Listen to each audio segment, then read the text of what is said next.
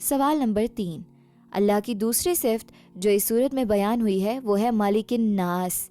ربوبیت کے بعد بادشاہت کا ذکر کرنے میں کیا حکمت ہے؟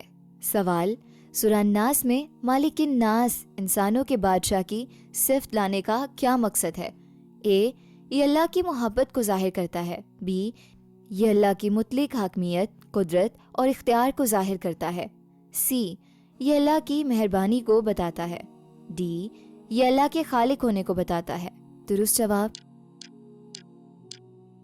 بی، یہ اللہ کی مطلق حاکمیت، قدرت اور اختیار کو ظاہر کرتا ہے۔ اللہ تعالیٰ اپنی دوسری صفت بیان کرتے ہیں۔ سورہ الناس آیت نمبر 2، مالک الناس، تمام انسانوں کے بادشاہ۔ رب وہ ہوتا ہے جو پالتا ہے، لیکن ضروری نہیں کہ اس کا حکم بھی چلے۔ بادشاہ وہ ہوتا ہے جس کی سلطنت ہو اور جس کا حکم ہر حال میں نافذ ہوتا ہے۔ اللہ صرف ہمارا رب ہی نہیں بلکہ ہمارا بادشاہ بھی ہے۔ اس کا مطلب ہے کہ کائنات کی ہر شے بشمول شیطان اور اس کے وسوسے، اس کی بادشاہت اور اس کے اختیار کے تابع ہیں۔ کوئی بھی چیز اس کے حکم کے بغیر ہمیں نقصان نہیں پہنچا سکتی۔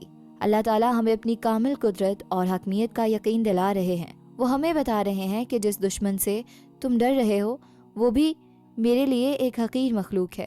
جب ہمیں کسی کا خوف ہو، چاہے وہ کوئی انسان ہو یا شیطان، تو ہمیں یاد کرنا چاہیے کہ حقیقی بادشاہ صرف اللہ ہے اور اس کی اجازت کے بغیر کوئی پتا بھی نہیں ہل سکتا۔